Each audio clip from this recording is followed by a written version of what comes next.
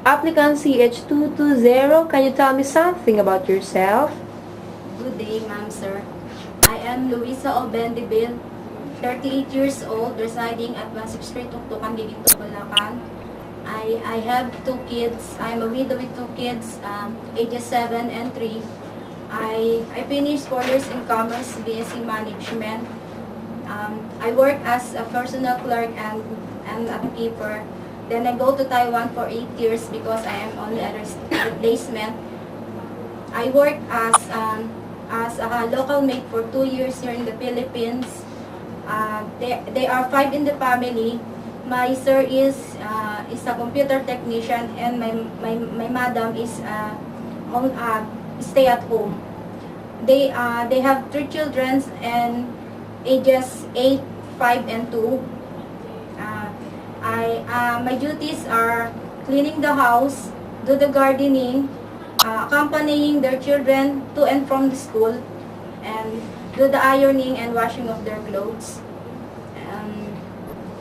Okay. So, Luisa, you are a widow right now? Yes, ma'am. Okay. For how many years? For 3 years, ma'am. For 3 years already. And you have 2 children? Yes, ma'am. Age of 7 and 3? Yes, ma'am. Both boys? Yes, ma'am. Okay. Who will look after them when you go to Hong Kong? My in-laws will look for my children because my mother is taking care of my father who are sick right now. Okay. So you said also that you're a college graduate. Yes, ma'am. Took up Bachelor of Science and Commerce, major in Management. Yes, ma'am. Okay. Do you have any working experience related to your finished degree? Yes, ma'am. I work as a personal clerk and a timekeeper. Okay. So for 2 years only. Yes, Why you did ma'am. not continue? I go to Taiwan. Okay. As a replacement. Yes, ma'am. As a caretaker? No, ma'am. As a factory worker. As a factory worker. Okay. For only 8 months. Yes, ma'am. Okay. And you said that you have a working experience as a domestic helper locally for 2 years. Yes, ma'am. Okay. You serve 5 members of the family. Yes, ma'am. You're the only one maid in your employer's Yes, ma'am. house? Okay. So, what are the ages of the 3 children? They are 8, 5, and 3. Okay. So, you do all the household work. Yes, ma'am. Okay. So, while your employer did not renew again your contract?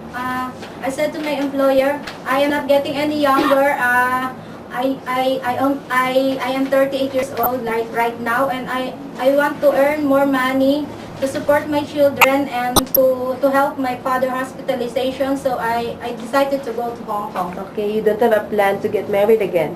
No, ma'am. No plan. Okay. So, by the way, do you have any experience to take a newly born baby? Yes, ma'am. I know how to take care of newly born baby because I am a mother of 2 kids by taking a bath and changing diaper, changing their clothes, sterilize the bottles, prepare bottle of milk and feeding, put baby to sleep. The most important, give them love, hug, and caress while the baby sleep. Okay, very good. How about young children?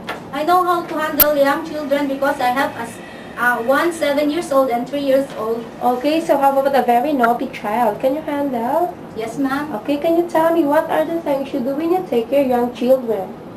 By taking care of young children because they are naughty, teach children in health and personal habits, but making them short stories so they can learn and have some lesson for it, preparing food for children and serve meals and refreshment, read to children and teach them simple painting, drawing, and songs, accompany children to and from school and medical appointments, assisting in bathing and changing her clothes, observe and monitor children's play activities, help children with homework. Okay, very good. How about elderly person? Do you have any experience? I have experience, ma'am, because I take care of my grandmother Before? he left. Okay.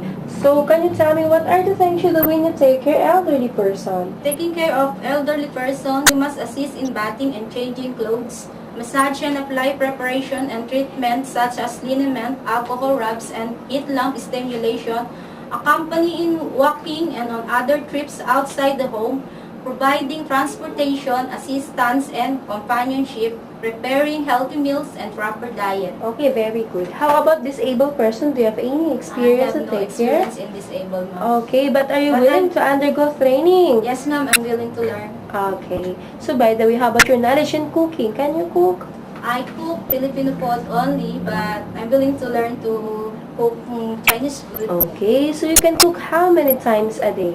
I cook 3 times a day. 3 times a day. Yes, For the ma'am. breakfast? Breakfast, lunch, and dinner. Okay. So by the way, is this your first time applying abroad? No, mom. Okay, I mean you came from Taiwan before. Okay, so what if you feel homesick at Hong Kong, what will you going to do? When I feel homesick, I just focus my attention on my work and responsibilities. Then, after that, I just write some letters for my families and send them our love. Okay, so what if you're already in Hong Kong and your family here in the Philippines have emergency? What will you going to do? Because they need my financial support, I just give them money so that I can help them.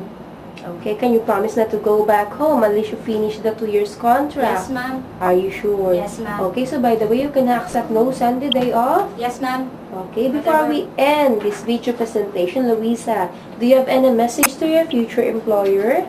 Madam, sir, please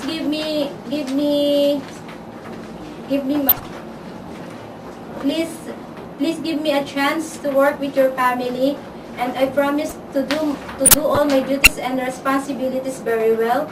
I will finish my 2 years contract, and I hope to see you soon in Hong Kong.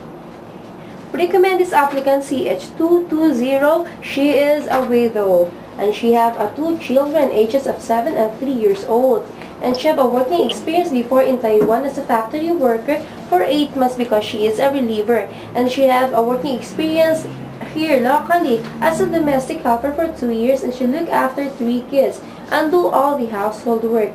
And she have also a working experience related to her Finnish degree and before for 2 years. And she can accept any job offer given to her.